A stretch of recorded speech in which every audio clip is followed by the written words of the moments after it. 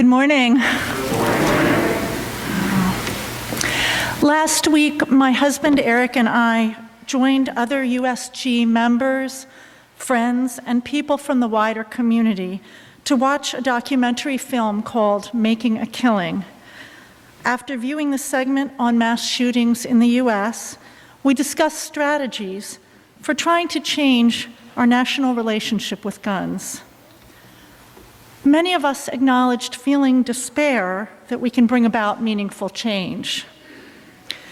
If a mass shooting of students and teachers in an elementary school didn't move Congress to act, what will? Some of us also described a numbness and detachment that sets in after so many news reports of horrific gun violence.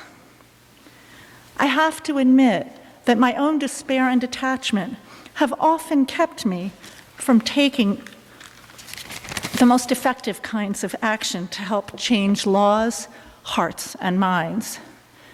Despair and detachment lead to paralysis and prevent people from accessing the kind of energy a person needs to engage in the piecemeal, repetitive, and emotionally challenging work of effective activism.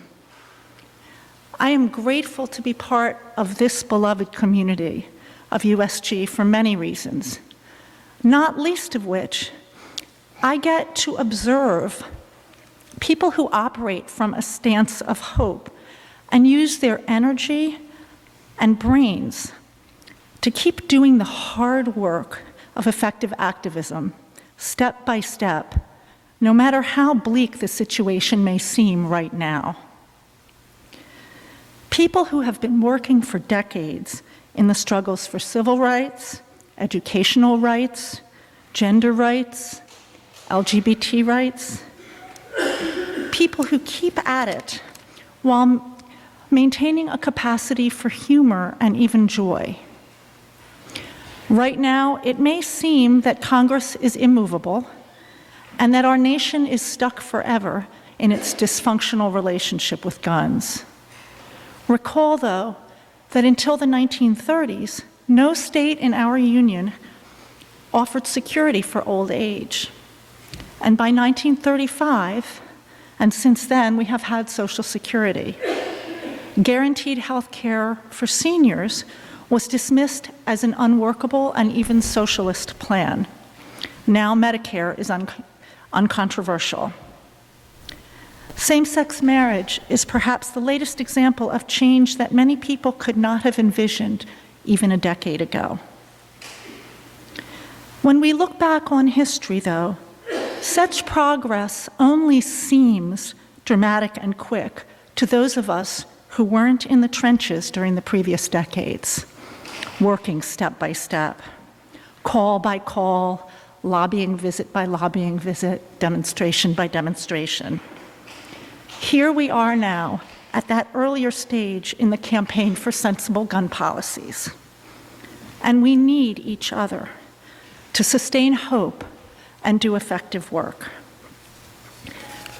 As just an example, yesterday, all of us who attended that screening last week received an email from one of the attendees listing pending legislation and instructing all of us how to reach our senators.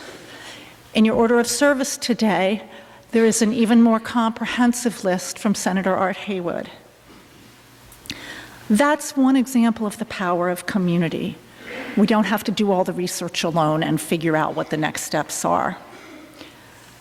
If we keep at it, perhaps in a decade or more, a generation or more, the words of American lawyer, professor, civil rights activist, and Episcopal priest Pauli Murray will apply to gun policy in the US.